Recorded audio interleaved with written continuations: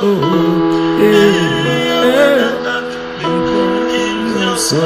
mokili, Nzambe ozali nyonso ya mokili, Nzambe ozali nyonso ya mokili, Yesu Yesu, Nzambe ozali nyonso ya bana Kongo, Nzambe ozali nyonso ya bana Kongo, Nzambe ozali nyonso ya bana Kongo, Yesu. Lelo eza mokolo ya victoire, eza mokolo ya bolingo, oyo etombe na date de naissance ya papa na bino, na botamaki hasard te, ndenge bino pe bobotame na hasard te. Nzambe abimisi moto na mokolo na ye, na tango na ye.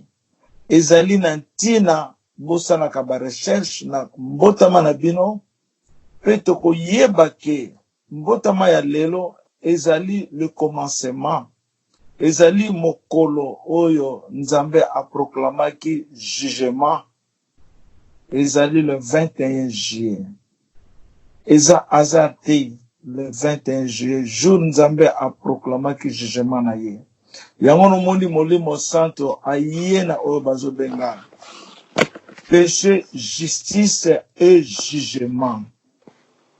Aye ko juge mokili kili koti na kati ya jugement, aye pona oyo babengi lisumu, pe aye na justice. Toko yoka papa nanga lobi injustice ekozala lisusu na mokili te. Ezala biloko misato oyo papa ye nango, ezali péché, justice et jugement.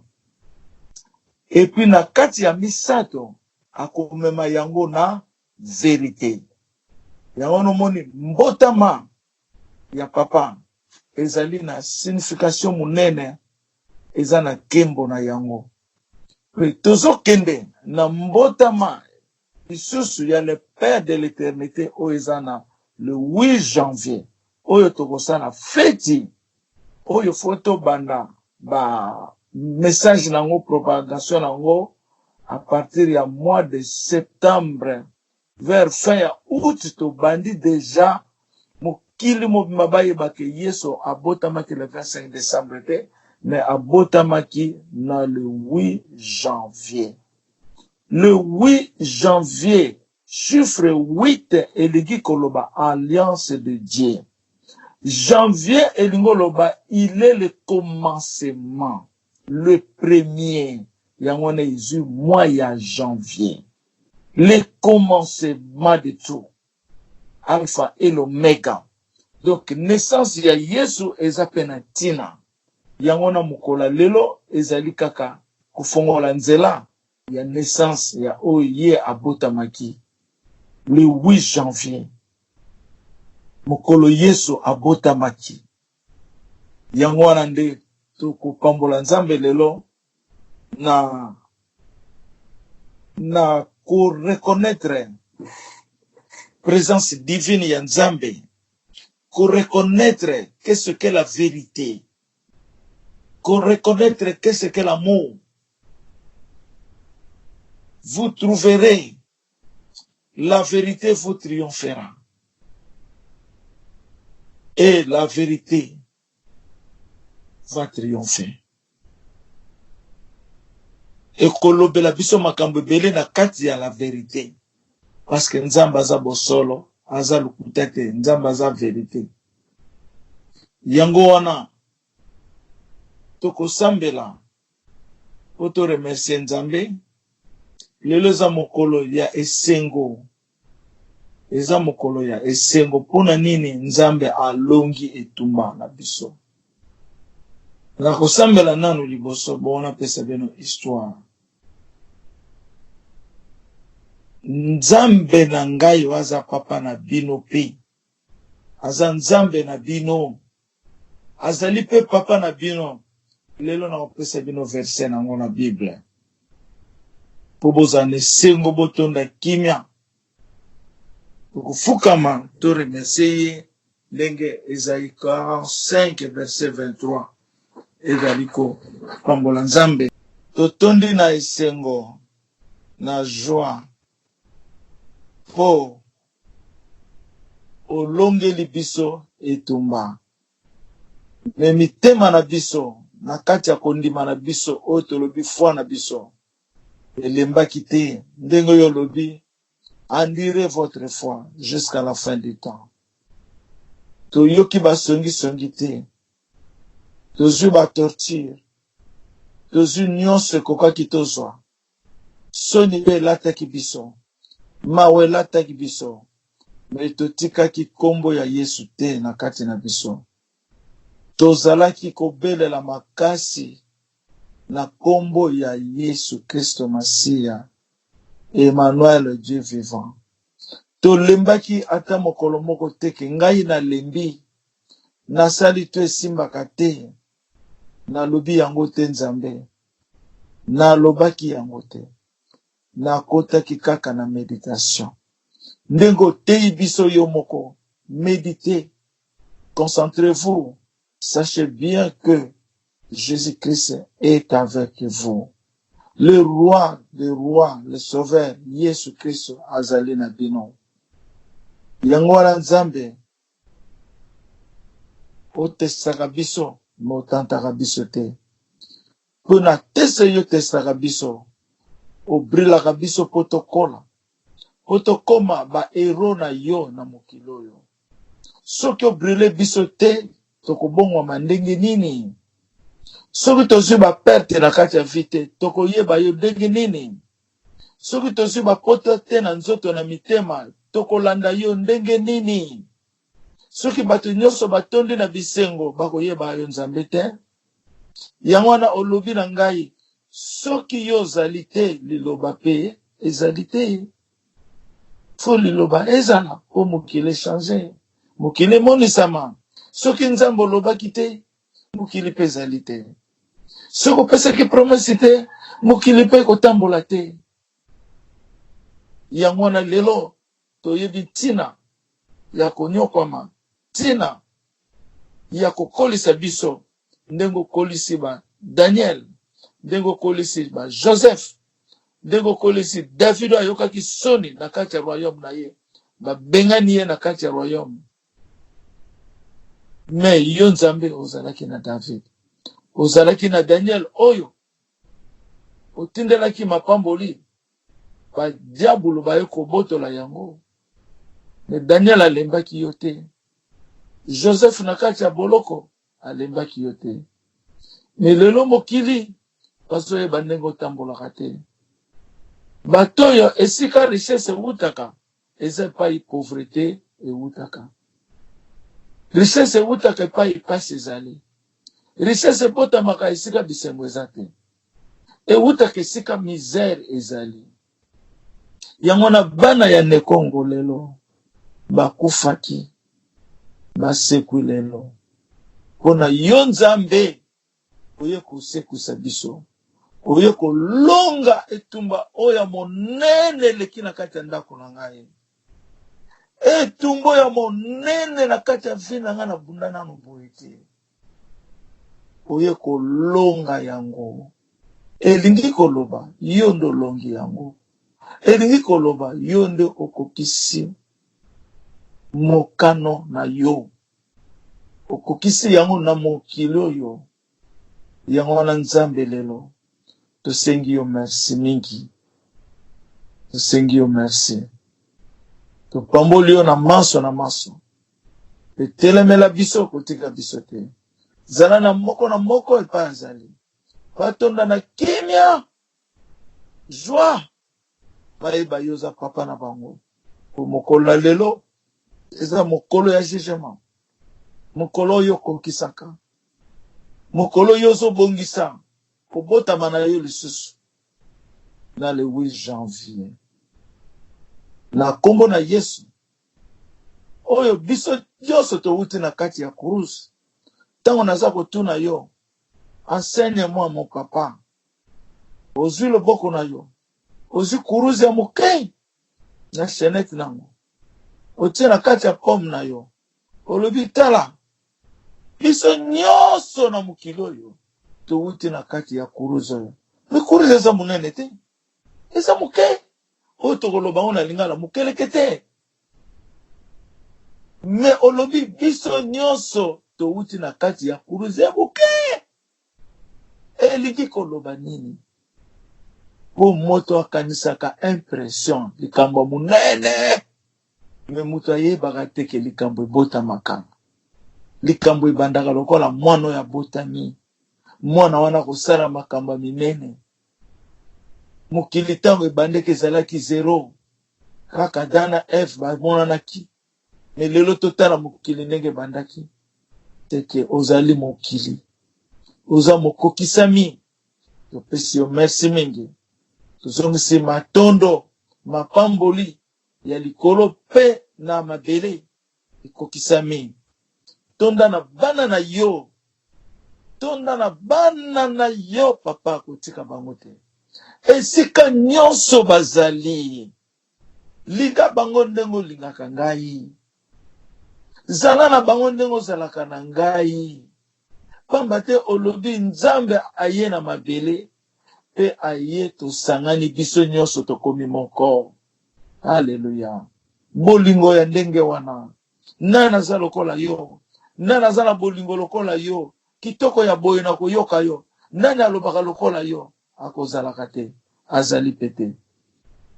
L'exceptionnel Jésus-Christ de Nazareth. Le roi des rois vivants. L'éternel juré. Alpha et l'oméga. Le commencement et la fin. Dieu omnipotent, Dieu omniprésent, Dieu omni-intellectuel, Dieu omniscience, toutes les choses, technologie, c'est toi, au nom de Jésus-Christ. Kotika bisote, nul ne nous retirera de ton œil, de ta présence spirituelle, de ta présence physique, au nom de Jésus-Christ.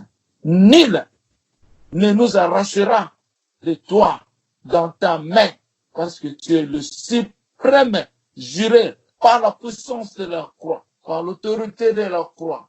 Que le Congo soit libéré aujourd'hui. Que le Congo soit libéré. Libéré. Israël. Libéré. Israël. Libéré. Israël soit libéré. Israël soit libéré. Alléluia. Kembona Yesu. Na kombo oyo uti likolo, mwinda ya likolo, ekiti na mabele, ekomi mariage, célébration na mariage ya Yesu. Célébration na puissance ya domination ya Yesu. Na likolo, na mabele, likolo ya nyonso ya autorité nyonso. Bana na yo babika lelo. Bana na yo bakoma le vrai serment. Bana na yo bazala attaché, bien aimant fondeur. Par le seul Jésus-Christ de Nazareth, le roi des rois, le roi souverain, le roi divin, au nom de Jésus. Tokumisa yo libera. Pambate Congo emonisami na yo. Congo makila ya Yesu. Nani makokoka yango osala ki Congo pona bolingo ya Nzambe. Na kombo na Yesu par l'autorité suprême de la croix. To beleli, to supplier Nzambe, to lobi amen.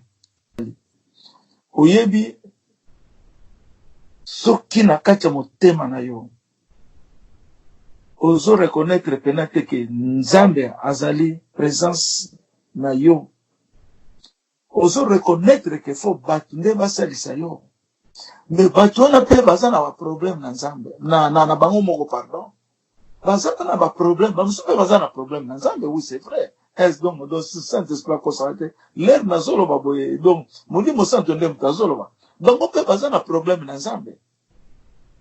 Me malamu yo moko ozala témoin na Nzambe, okende pa ya mutu aza na problème na Nzambe. Nalobi te ke bato tu baza na problème na Nzambe, me bamosusu baza na mapamboli mpe na Nzambe, bamosusu baza na mwinda ya Nzambe.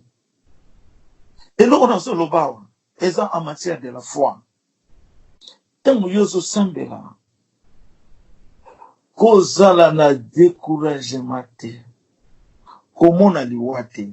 Il faut pas voir ça. Toza na banzembo kombo ya Yesu, toza na nyonso oyo mama na biso nani fi na nga yembi ya Nzambe aza kotala mokili na ye afandi na mokili na ye aza kotala mokili na ye eza nzembo kitoko po ozotia nzambe na présence spirituelle ozotia nzambe na présence ya monene na ye ozotia nzambe na présence ya bolingo na ye na yebisi yo. Ne te décourage pas. Il ne faut pas avoir de doute parce que passe yango ese lekelinga ata passe yango ezali ndenge nini. Ne voyez pas cette souffrance.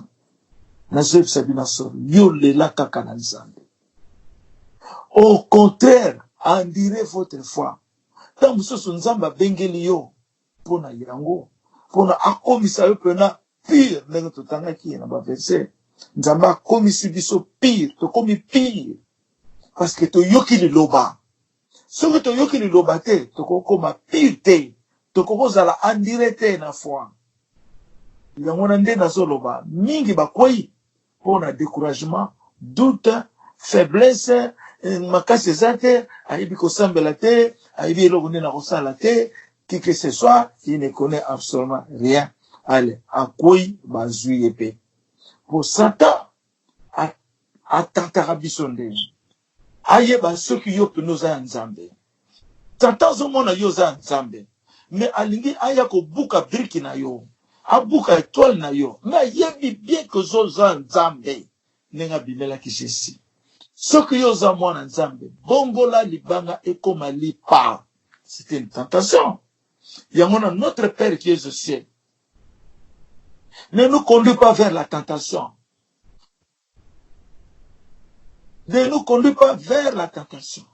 Parce que tentation est à ma bémingi. Bana mingi ya nzambe, bakoyi na tentation. Eva koyi ki na tentation. Job, aza mutu munene lokola Yesu nenga yeleli biso. Job a montré la détermination de sa foi contre la tentation. 3-6 amis, oyo babimela ki ye, incline son épouse. Batantaki ye na ndenge ya kosakana te. Ils l'ont forcé, bazale ko forcé ye, andimake asali masumu ya wana nzamba frappé ye. Alors ça ne dit pas que toute souffrance, tout le monde et nous que cause ya péché. Oui, péché peut causer un impact, mais ce n'est pas toute chose qui se voit. Ils ont utakaka na lisumo, na malédiction, ndenge yesu alobaki na mwana oyo, abotamaki ndenge wana. Donc, naza toujours en matière de la foi. Job a maintenant qui position la ye vis-à-vis ya nzambe, malgré liwa ezalaki na ye boye. Boye.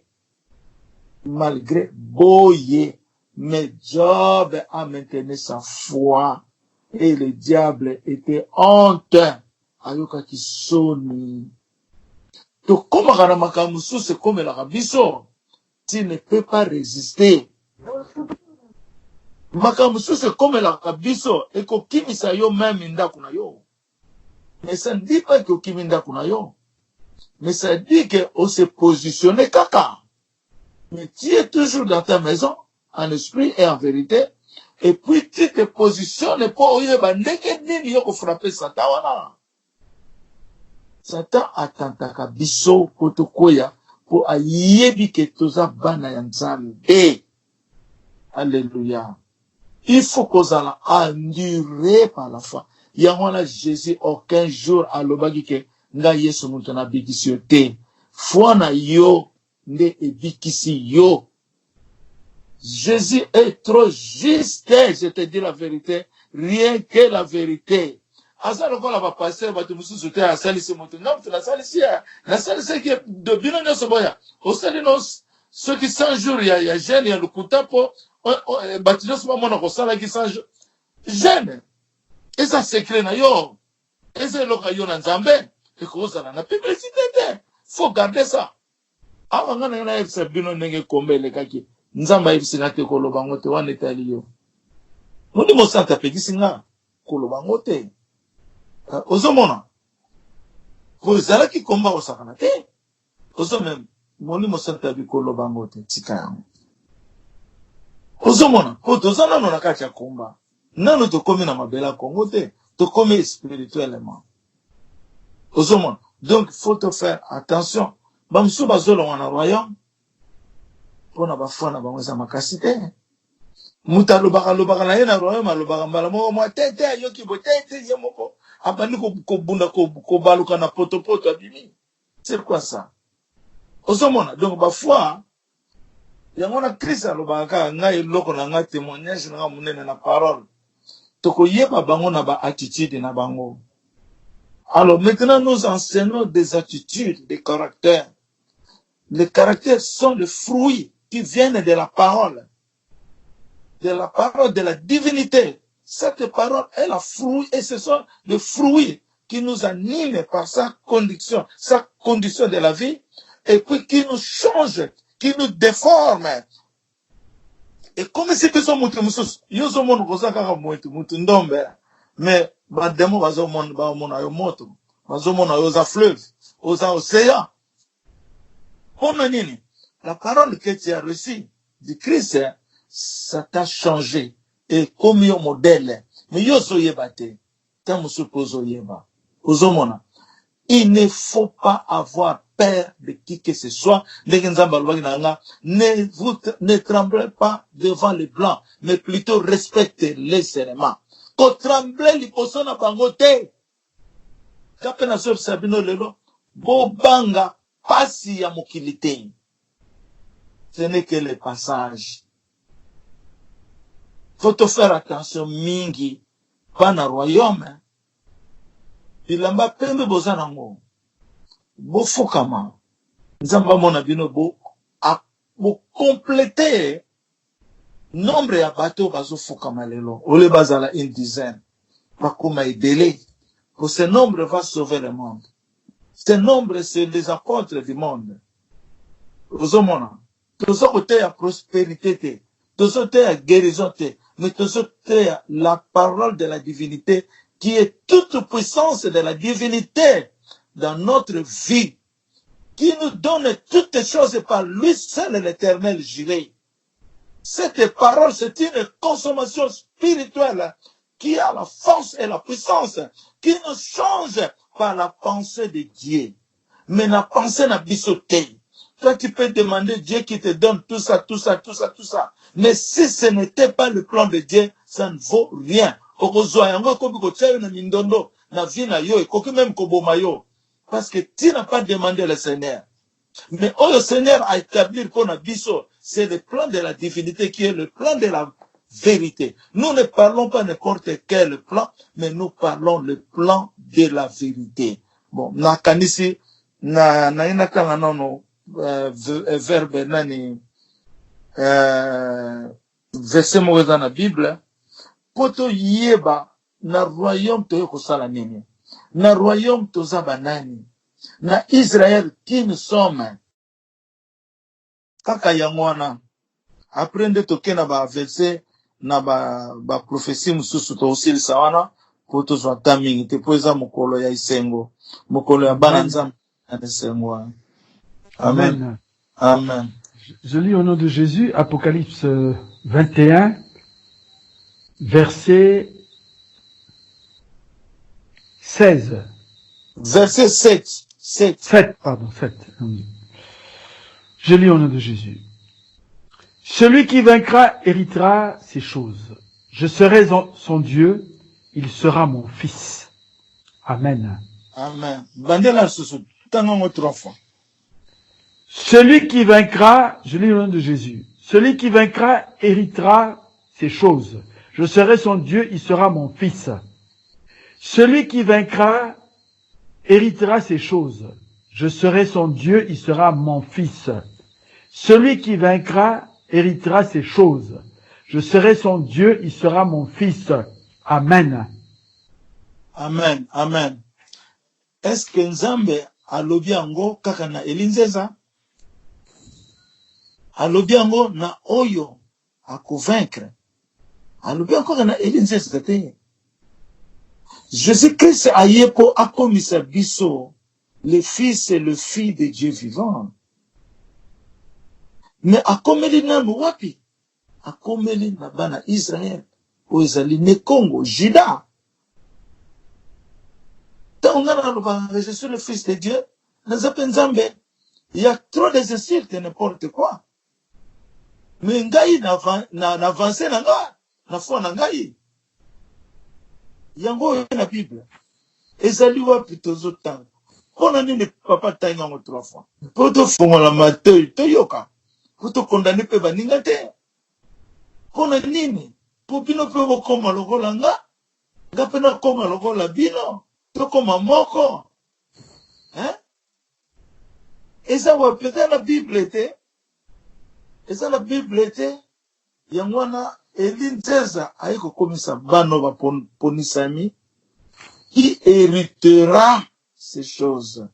Qui hériteront ou qui héritera? Pour bien parler, celui qui vaincra héritera ces choses. Celui qui vaincra. Oyo akolonga. On vient de parler de la foi. On akolonga ezali na vérité na kondima. Na ba principe oyo tutse l'église, la vérité, sincérité, honnêteté et la foi. Ou bien on commence par la foi, la vérité, sincérité et honnêteté. Inclut l'amour, autre yebi ba principe d'amour, tozana ba définition d'amour, ko banga nzambe, ko zana polingo. C'est lui qui vaincra. Oya kolonga. Mituna question, ngai na longi. Mituna question, ngai na longi. Bana nanga ba longi. Posez la question. Tolobi yango foko na foi. Lobi tolobi likambo ya le sarment de Jésus-Christ. Biso toza ba sarment ya Yesu Masia. Tolobi yango bien. Topesi enseignement. C'est que comme la plateforme, il y a exécution de la parole. Que Moussala Siko est mon anamukili. Là où nous sommes aujourd'hui. Là où nous sommes aujourd'hui. To komi na kembo ya Yesu. Moussala est mon anam. Bozali ba potre ya Nzambe. Na sengi na kombo na Yesu Christo. Asunga biso nyonso. Tous à la vainqueur. C'est lui qui vaincra. Ceux qui sont choisis sont le guerrier dans le ciel et sur toute la terre. Ceux qui sont choisis, oyo ba ponami, bazali oyo ba vaincre par la foi. Oyo ba abandonner la chair, ba continue molimo santo. Oyo ba boy iniquité, ba accepter la justice. Ce sont eux les enfants de Dieu, les fils et les filles. Les lois dans le royaume. Nazo répété likambo ya Emeline. Pour Emeline, à sa partie nangai, pour bien vous parler aujourd'hui. Emeline, à sa partie nangai, na papa nangai. Pour bien vous parler. Il me fait des témoignages. Donc, ce qui, Torlati de l'amba pembe, nous sommes choisis dans le royaume.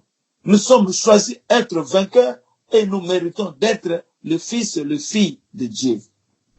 Le fils et le fille de Dieu. Mais il y en a d'autres qui sont dans la distraction. Mais ils portent l'habit blanc. Voilà les grâce qu'on a besoin. Quand on a là-dessus, habit blanc, c'est encore une grâce. De nous avoir la chance à persévérer avec détermination. Na foi nanga, j'abandonne tout ce qui est mal. J'accepte les bons.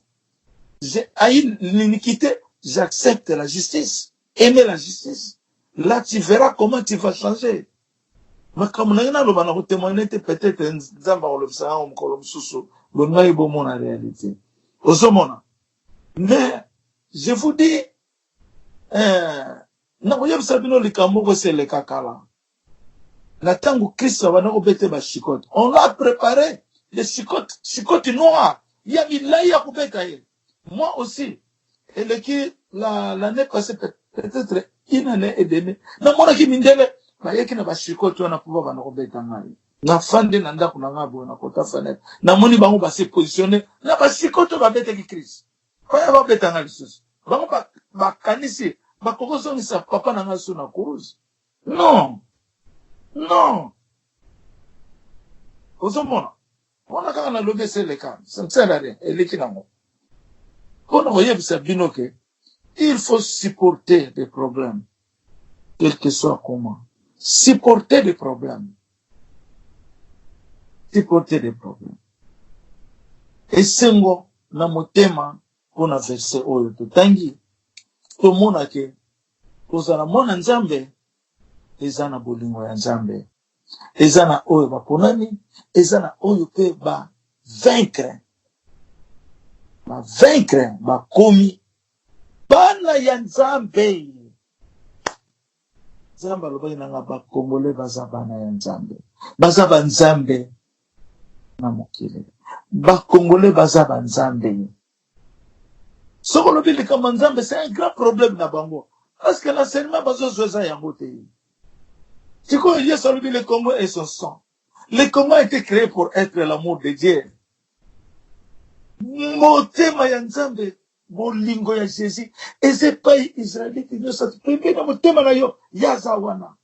Il t'aime mozomona ete. Quel amour. Bakoyoka maloba oyo wapi. Ba livre na bango ba sali ba enseignement na bango ba sali et sali trouble nde na mokili.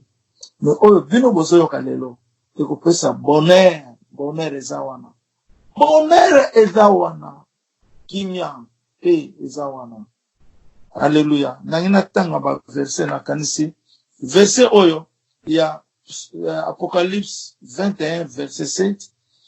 Bo tanga yango mingi, bo méditer yango po moko te arate masuwa. Bon, na kena ba verset oyo eleki au nom de Jésus-Christ, la révélation, le Seigneur Dieu a parlé au prophète Elinzeza et dit: le plan de Dieu est le sceau de Dieu sur Elinzeza. Plan ya nzambe ezali sceau na Elinzeza. Quand vous me voyez, je suis le sceau de Dieu qui est le plan de la vérité. Ozomona na leki wana la bouche de Dieu, la révélation du samedi. Le Seigneur Dieu dit que nous entendons ceux qui viennent de la bouche de l'Éternel Dieu. Que nous entendons ceux qui viennent de la bouche de l'Éternel Dieu. Naleki wana. Awa ngai moko nazoloba. Kota msio zalaka papa na nga zoloba, ngape na zoloba mezaka liloba moko. Moi Élie, je ne suis pas de la frontière, mais je suis de Jésus-Christ. Na répété, moi Élie, je ne suis pas de la frontière, mais je suis de Jésus-Christ. Ah, on a expliqué moke. Nazali ya frontière te. Donc naza soki nazo kende. Et ça na yebisa bino. To wuti na Medine, to zo kende na Mecque. Naza musulman. Miri ya mulaye ezalaki liboso ko bana na seti likolo. Nga nazo na miri wana te. Quoi dirais-je? Écrasé. Mais tokoti na miri wana swa. Mais la ganga ki batu bayebaki pourquoi la ganga ki te. Tango tokomi batoninga. Problème elekaki na yo. Ozo ganga boy to kofa accident eloko nini. Ozo mona. Donc naza na frontière te. Naleki. L'Esprit Saint de Dieu a parlé et dit: il n'y a pas de frontières. Alors bien on se connaît la pluriel. Il n'y a pas de frontières pour le prophète Élie Nzeza. Il n'y a pas de frontières pour le prophète Élie Nzeza. Donc naza na frontière te. Donc nazali Deutorobaka omniprésent. Yamona nzamba benganga ozali mokokisami. Nazana, thank you, Rabbi. Thank you. God bless you. Thank you. Wana molimo santa zolo banangai, le même Jésus. Ozali na frontière te. Donc, frontière, eza pe na makambo ebele, bokoki pe koméditer. Olala ki pongi makasi. Na 5 heures du matin na bengi yo na téléphone. Mais yo otia ba règlement d'ordre intérieur na yo ki okoko yamba mutu te soki nini. Mais soki papa na yo bengi yo okoko yamba ye. Po ye aza na frontière te. Eza ndenge moko nzambo ya seli mokili. Tango yo lali makasi ayeleli yo na ndoto. Po ye aza na frontière te. Ye aza na frontière te. Olali okangi ba dra ofiniki ndenge nyonso koko kufinika. Ye aza na frontière te. Tango angelo azobimela Pierre na prison, na peut-être na kasho wapi. Ayebisi lata ba sandal, lata jacket. Ayebisi tokende. Ba chaîne à porte fungwamaki ya prison. Abimisi. Kona nini? Pierre azalaki na frontière te. Parce que Nzamba azalaki na Pierre. Bino pe boza na frontière te. Parce que Nzambe azana kati na bino. C'est ça l'amour d'être le fille, la fille ou le fils de Dieu. C'est ça l'amour. Pona kozala mwana ya Nzambe. Oyo ngai nazozwa eza pe koya na bino. Eza pe koya na bino. Parce que tokomi moko. Bino pe boza na frontière te. Osomona nde yango na elaki na préparaki ko préparer comme tel te, mais na kanisaki na méditation na ngai na to pata wana jour ya mbotama ya mwana ya mama Marie Mvwemba waza mwana Jésus Christ de Nazareth. Donc nde yango wana nde na bombelaki bino po to partager liloba oyo eza saint. Yango wana bino pe kozwa mapamboli bokoma bana ya Nzambe bosala oyo Nzambe asali na kati ya plan na bino. N'oubliez pas, ne précipitez pas. Faut être toujours dans la présence de la méditation, présence de consacration, combattre Yewana Jésus-Christ Emmanuel aza na kati na biso. Nakanisi na zone si liloba, avant na zone si liloba, tosambelaki na pamboli bino nyonso na komba papa na ngai, au nom du Père, du Fils, du Saint-Esprit. Que bozala vraiment lokola oyo bauti na mbuyema te. Musala Nzambe kitoko nango ezali na kondima pe na patience. Soki esika wana yo zali eza ya yo te, Nzambe akoyebisa yo. Mais soki ezali ya yo, Nzambe pe akolakisa yo. Biso nyonso tozosambela Nzambe moko oyo asali likolo na mabele. Mais ba religieux eza ebele, ba science occulte eza ebele, ba doctrine eza ebele. Toyebi ndenge baza kosambela te. Mais Nzambe na biso bientôt akolakisa epai biso tozali. C'est l'unique place na mokili. C'est l'unique place. Pour soki na lobi biso nyonso tosangana o bauti libanda toya tosolola tokomona ke bakoloba makamba mabele. Peut-être bakoloba makamba basorcier ya bamashina bango, mais makamba likolo bakoloba bango te. Makambo oyo elekaka na likolo na kati na bonzambe bakoloba bango te. Ngai nasolaka na bino na makambo ya likolo. Makambo ya likolo epai Nzambe azalaka. Mais Nzambe wana lelo azala kati na biso na mabele. Mais likolo existe toujours. Donc tobi tosangana, tobengana, topesa na ba révélation. Bakoloba oyo ya mabele. Mais oyo ya likolo bakoka koloba yango te. Soki totuni bango balakisa biso les 12 signes de Zodiaque. Les 12 signes de Zodiaque. Bakoyeba bango te. Soki na lobi balakisa biso ba planète oyo ezali ko encercler mabele. oyo mindele bakomi bayebi yango te, bayebi ntina ya planète na planète te oyo ezali koencercle la terre. Yango wana nde ezopesa atmosphère na mabele. Nayebisaki bino création ya likolo na extrémité ya likolo eza biloko mibale. Ya likolo na niveau ya mabele ya se awa, na likolo na niveau ya extrémité na likolo. Nayebisaki bino secret moko, comment Dieu a créé, a fait la fondation du ciel. Nayebisaki bino. Mais nayebisi bino nano biloko ya ba orbite te, na ba zodiac te. Mais ndeko na biso, ndeko ya mama Magdala. Magdala azala ko yebisa ya na ya mwasi. E yaka na biso pa ya papa Eli. Azala kaka na méditation. Mais nzambe tanga yoko la kisa Eli kambu ya papa Eli. Alagisi ba signe zodiac. Osomona. De apesi oyo yeko tazala tena idete. Yango na nde na zoloba. Soki tokende na révélation. Mingi ba okende na makama mabele pe ba yebi mabele yango te. Ba yebi te pa bato bakufa bazalaka ndenge nini. Ba yebi pe te. Oso comprendre. Kaka makelele ndenge bandoki ba okosa bango na ba rêve na bango. Kaka makelele. Biso tozana makelele te. Tozana le plan de la vérité. Ndenge makambo le kaka. Na mukili ndenge zo le kabo. Ba yebi te. Bazoye ba oyo bango bazomona na miso ya musuni. Ozomona. Te yango na tokoloba mingi te. Bino moko bo continuer ko concentrer, ko méditer, ko boyeba munene ya papa na bino.